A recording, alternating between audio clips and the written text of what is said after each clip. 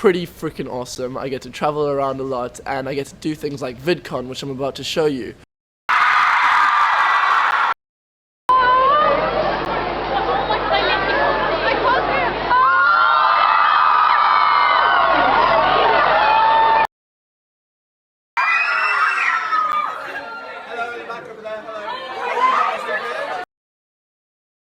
Hi. Hey guys. Hey guys. My book. I'm the most excited about. Thank you guys. Hello.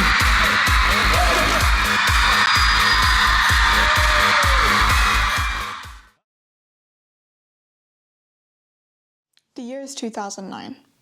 YouTube has been available for around 4 years at this point and has taken off around the whole world. And you go to the homepage of this website and then you find a new face, a face that's different from all the abrasive and loud other people that always fill this homepage. And this was the very start of what would be known as the Brit crew. These faces range from young people such as Zoella and her brother Joe Sugg. And then also this ranges to a few emo boys that started doing out YouTube as just a bit of fun. Most of these videos consisted of blogs and weird little Q&As, which got a lot of attention really because it was different from the skits and just random put together videos that other people were doing at the time. These people that I'm speaking about are people like Zoella, Dan Is Not On Fire, Thatcher Joe, Amazing Phil, and Sprinkle of Glitter, and among other people as well. This is what created what is now known as the Brit crew. Zoella, her actual name being Zoe Sugg, she started out in 2009, and she started by just doing things that interested her and that she thought was fun and creative, which was things like beauty blogs, reviews of certain beauty products, also consisted of fashion, as well as those other things. Amazing Phil, also known as Phil Lester, he started out by doing little skits, which is what you would find mostly at that time on YouTube, as well as little just random videos that he decided was funny. He also featured in a few adverts for people during this time as well. He was popular on blog sites, and he actually started posting on YouTube in 2006 and gained a lot of popularity while blogging with someone else called Dan Is Not On Fire, also known as Dan Howell. Dan Howell started doing YouTube because he found Amazing Phil, and he started doing that because he found a real interest in him and wanted some editing tips, and that is how they became friends. Another person that is a quite useful mention is Sprinkle of Glitter, her actual name being Louise Pentland. She began in 2010. She did quite realistic and deep down videos and blogs, but she also blended in with the rest of them and continued on that kind of beauty blogging kind of community that was happening around this time. During around 2010 and 2011, these people started gaining so much attention and started creating such a big fan base of people that after a little while there was a place called VidCon, which was a convention for people to attend to meet their favourite YouTubers and creators and bloggers from all across the internet and all around the globe.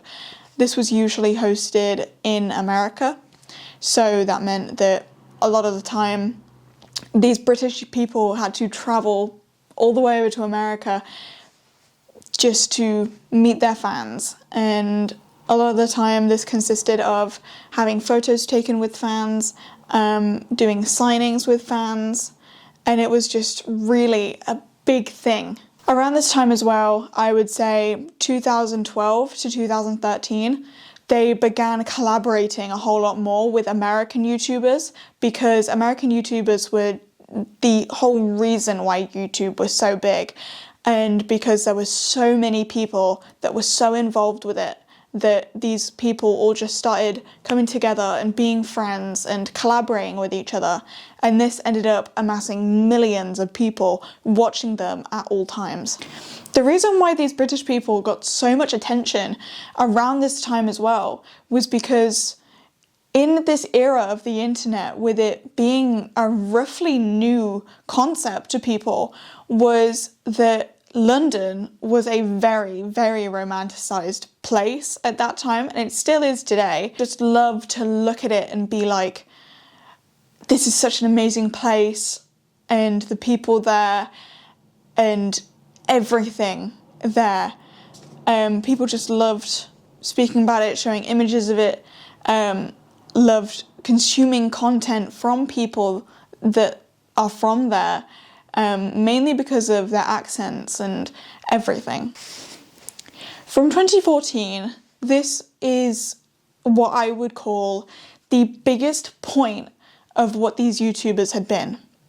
And with so many people watching them now, and there being so many more people on the scene, these creators started to want to give people more and give them more things to enjoy from these creators.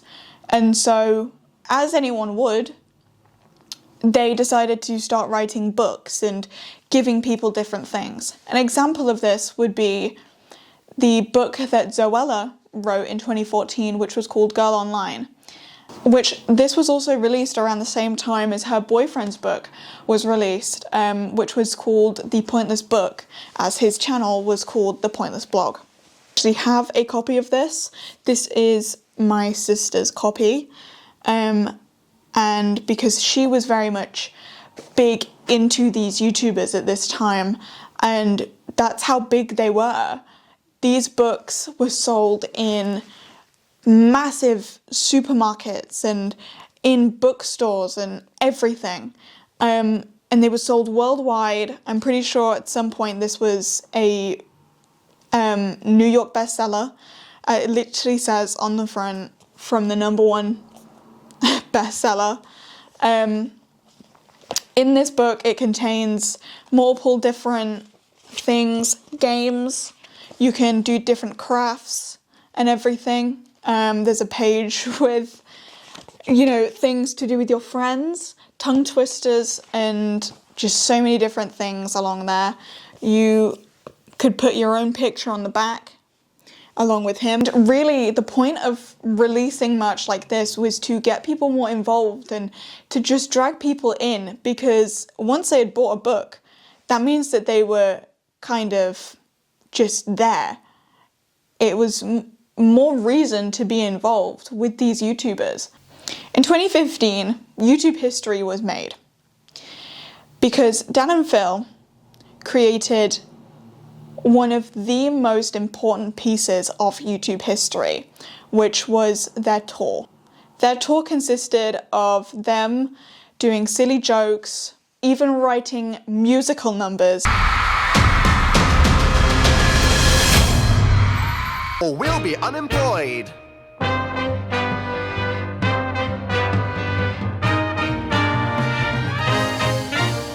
The internet is here. The internet is great.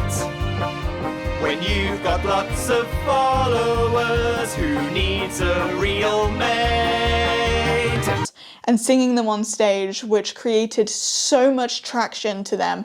At this point, everyone was speaking about these people. They were on magazine covers, they were, touring the earth, they were releasing a book, they were releasing games. As well, when they were doing this tour, they did release the book. Following The Amazing Tour Is Not on Fire, they also released The Amazing Book Is Not on Fire. This was released in multiple superstores. I believe this copy that I own was from Asda, which is one of the most predominant stores in the UK. After The Amazing Tour Is Not on Fire was completed and had such a massive success, people started to look at these YouTubers like real people and people with actual careers, because by this point, all of these people, creators, were making money from this. It was their actual jobs. People had been quitting their usual day jobs, their retail jobs, to go and start doing YouTube because they realized how successful you can get from this. As mentioned before, VidCon was still really big at this point. I think 2015 was the biggest year for VidCon. There were so many people. There was crowds, probably thousands and thousands of fans coming to see these people just be and existing. At this point, Zoella's brother, Joe Sugg, and his roommate, Casper Lee, who was also a YouTuber at this point, they were both YouTubers, they decided to create a movie, which was kind of also a more original thing they had done, because yes, Dan and Phil had done a tour, a world tour, but it wasn't done at this kind of format.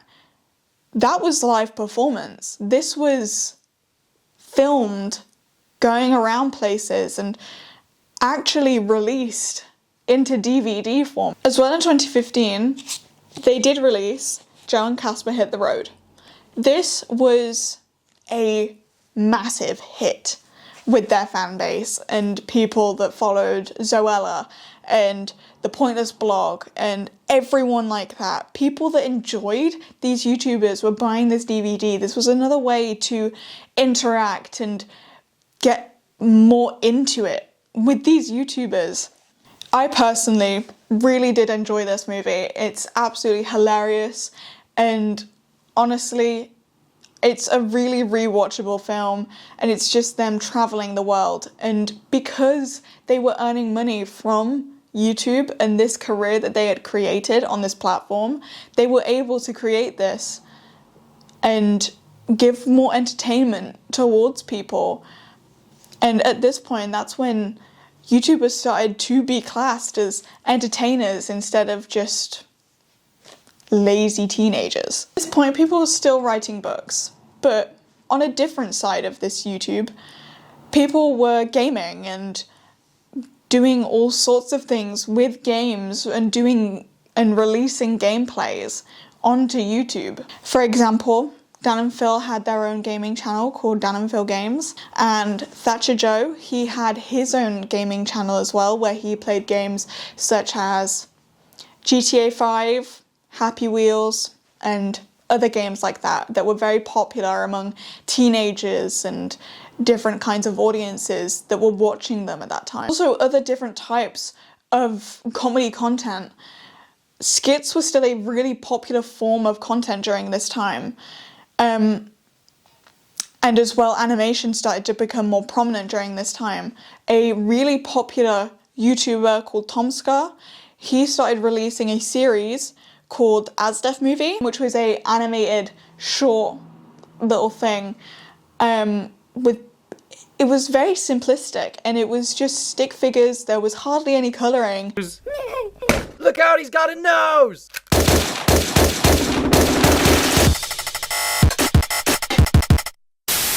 But it was such a hit with people like teenagers around this time that it's still happening to this day. It's a yearly thing. It's an annual release.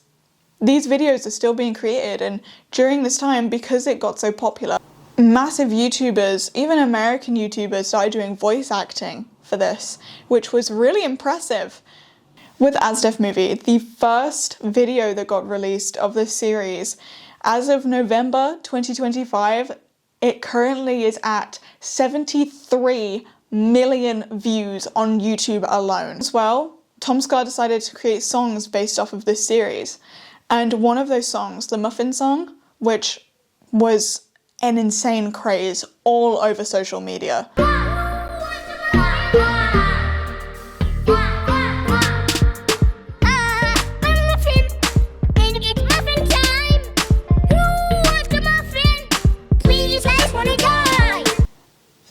video on YouTube currently is at 275 million views total. This fame wasn't always a good thing though. As everything, it has its ups and downs. But the downs for being a really famous YouTuber were insane.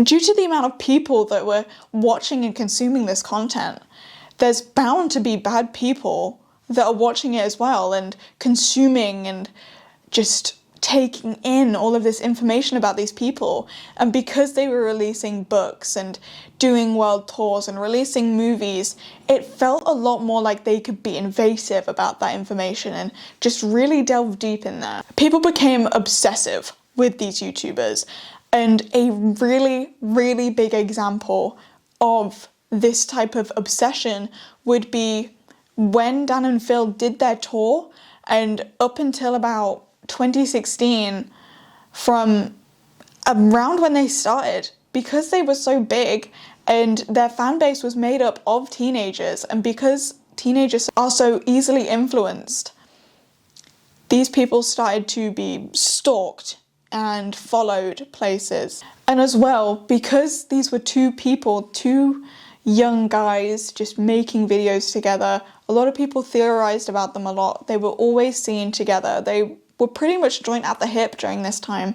And so people started to theorize about their relationship, which made them extremely uncomfortable and eventually led to the leaving of YouTube by Dan Howell.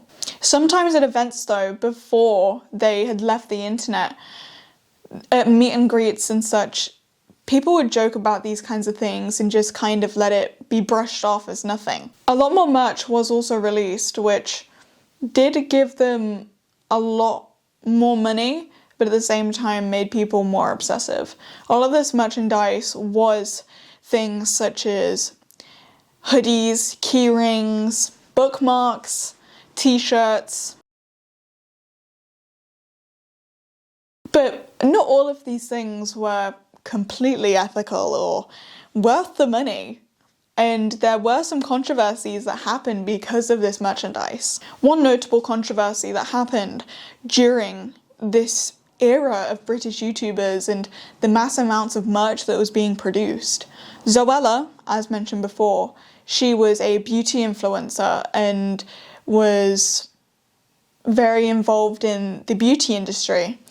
And so in 2017, Zoella decided to release an advent calendar for Christmas, as she was very known for doing her Christmas beauty and fashion hauls every year. She sold this advent calendar at the price of £50, which, when your target audience is people at a very young age, people at the ages of 15 to maybe youngest 12, it's a really steep price. When this released, people were kind of skeptical about it, and when people received these advent calendars, they realized that they had just been scammed. Because after opening all of these doors to this advent calendar, they realized that none of their money went to anything good. This advent calendar contained nothing more than a cookie cutter, a pen, and a body mist. This is what I would class as the start of the fall off of the Brit crew. In 2018, Dan Howell stopped posting officially on YouTube. And after this, he pretty much disappeared from the internet for a good while. And by doing this, he left Phil completely by himself and just alone. During this absence of these more comfortable and well-known YouTubers, more edgy and more mature people started coming into the spotlight. People such as the Sidemen, which consisted of people like KSI, Mini Minter, and Vicstar, who was known for mainly gaming content at that time, and as well the duo TGF Bro, who they all kind of made these videos that made it seem cool to be more edgy and problematic. TGF Bro was known for their crazy stunts every single video they did, it got more and more insane. At one point, they got into the news for doing something so crazy.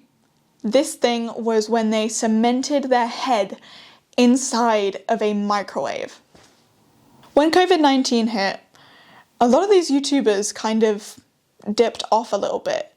But because everyone was stuck inside, gaming videos started to just rise up so massively. And so people like the Sidemen, they stuck around and continued to do their kind of videos. TGF Bro ended up having to stop doing their content because obviously close proximity with COVID-19, they couldn't follow any of these restrictions if they did their videos.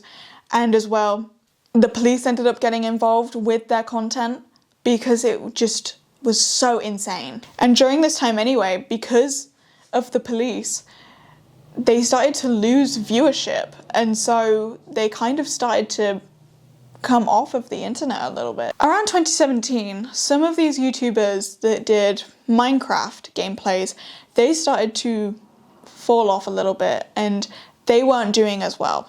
And as well, in 2018, when the lip syncing app and music app Musical.ly was rebranded and may as well have been a completely different app, got changed to TikTok, which is what we know it as now, that skyrocketed because there wasn't as much like gaming content that people enjoyed, and there wasn't these other YouTubers that they could sit down and just watch them be people. And so with this rise of TikTok came along the rise of short form content, which is mainly what we know nowadays too. All of this content was so much more fast paced and energetic, which is what we knew when YouTube first started with people like Smosh. Well, I could type 75 words per minute. Shut up!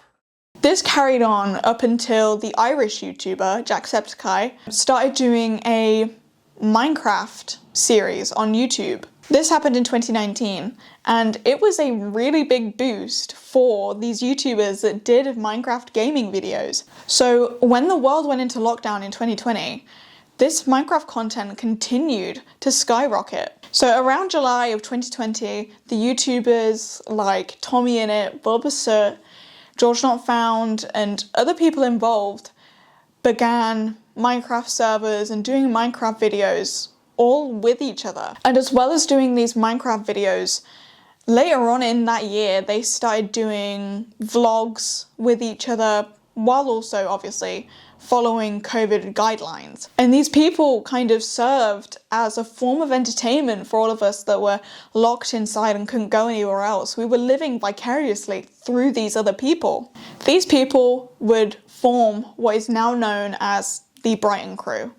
Well, or was known. Tommy Innit was a YouTuber who had actually been doing YouTube since 2017, since he was very, very young. In 2020, he gained a lot of fame from being on this Minecraft server, which was called the Dream SMP. When he was 16 in 2020, he had gained over 1 million subscribers in the time span of 4 months. Following as well on YouTube, he also streamed live on Twitch. And at his very peak in around November of 2020, he amassed over 600,000 live viewers at one time, which was just for a Minecraft event. Another side of the British YouTubers at this time as well was the commentary side of YouTube, which was not so much as popular in 2020, but in the years of 2017 to 2019, it was a very popular genre of video on YouTube. In 2020, in April, there was a podcast group called the E-Boys, which was formed by YouTubers James Marriott, Willany, I'm Alex, and Mimulus. These were all YouTubers that had previously been doing commentary YouTube, but then when lockdown hit, they couldn't get together and do this content anymore. and they wanted to give more to this audience. And so they created this podcast, and it gained a lot of traction. And they made this podcast because people loved when they all collaborated together, and because it was just so funny. They all had this charm when they were together. This podcast ended up running from April 2020 to April 2021. Everyone in this group, besides from I'm Alex, they all went on to continue to do YouTube and be successful. All of these other YouTubers went on to start creating content with people like Tommy in it and other people involved in the Dream SMP like Jack Manifold. During recent years, unfortunately, a lot of these people that were in these groups have been found to be pretty awful people and involved with some awful things. The main people who had these controversies were I'm Alex, Wilbur Soot, and George Not Found, and all for kind of similar reasons too. In the year of 2025, the main YouTubers currently that are very popular with British people and around the world that are British themselves are still people like Tommy in it and Willany and James Marriott and also Jack Manifold, along with some new faces such as Average Harry, John A, and other people such as that. The most popular British YouTubers in 2025 that are more widespread at this point in time are people like Italian Batch, George Clarkey, and Arthur TV.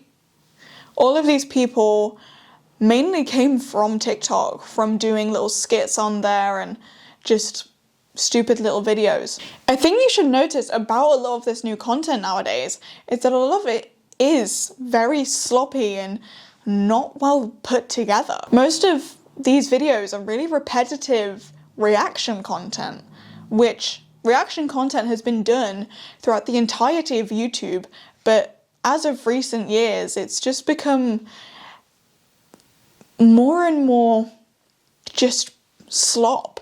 But because of the rise of short form content, this is what gets people's attention, and this is what gets viewers, because it's so simple and it's fast paced and loud and just really immature. Due to the bomb of TikTok during lockdown, people had gotten so used to just having content after content just by the slide of their finger, because this content is so easily given to us and it's just all there at literally the tap of our fingers. With this, it made people way more impatient with content and wanted it to be splurted out as fast as it possibly could. And because this newer content was so much more stimulating and short-formed, it made everything more saturated and just very much overstimulating. A lot of this just made the lot of the new content very abrasive and unwanted by a lot of people. Due to the bomb of TikTok during lockdown, people just got so used to this fact that you could have different content whenever you wanted. And because YouTube is very much filming videos and then taking the time to put it together to have something actually nice to watch and something that's enjoyable instead of just bright and loud and really in your face and overstimulating. So people have become really impatient with content, and that's why a lot of the time people now resort to doing TikTok content because it's easier and gains more attention. Over time, people's minds have been unfortunately dulled down to just mindless doom scrolling on apps like TikTok and Instagram. All of this content leaves room for absolutely no actual educational information to be put into your heads. And it's really bad that a lot of the people that are consuming this content are young children. I find that this has happened because a lot of people after COVID have been so reliant on social media for sources of information and entertainment that they've just not wanted to revert back to watching longer content and actually neat content. And during this time as well, a lot of companies have been being taken over by more Americanized companies. And because America is that kind of place, a lot of their things, anyway, that they own are very bright and overwhelming. And so this is what has taken over and gotten attention more online. And it's because these American companies have been taking over and have been gaining more control over what happens on people's feeds. Like, for an example, Meta has taken over so many things now. It owns Instagram and Facebook, which are a lot of people's forms of communication and expression of their creativity. So really, I am quite worried about what's happened with the internet and how much useless information there has been put into the world currently, and as well with the overtaking amount of AI that's been put out there and how accessible it is. It's going to destroy what we once knew as this enjoyable content. And currently, as well, with all of these new YouTubers and new faces and awful content, a lot of the older YouTubers have still stuck around and are actually still creating content for people, and luckily for some, have still got that solid foundation of followers that they have had since the beginning. I myself, I am a really big fan of Dan and Phil, and I've been following them for around 10 years now, since pretty much their peak. And people like Jacksepticeye and all of those other YouTubers that are around in the UK, some of them still have big fan bases and are still going on to create more content and are trying their best to replace this really, really harsh content that's currently taking over the internet. Podcasts are a really, really big thing on the internet currently. Dan and Phil do have their own podcast. Tommy in it and Jack Manifold have their own podcast too. And it's just it's a really big format of content now because people just have it on in the background. And I think that's maybe one thing that's going to bring back long form content. And so in that way, I am quite hopeful for what the internet can be if people start shoving away this really, really harmful content.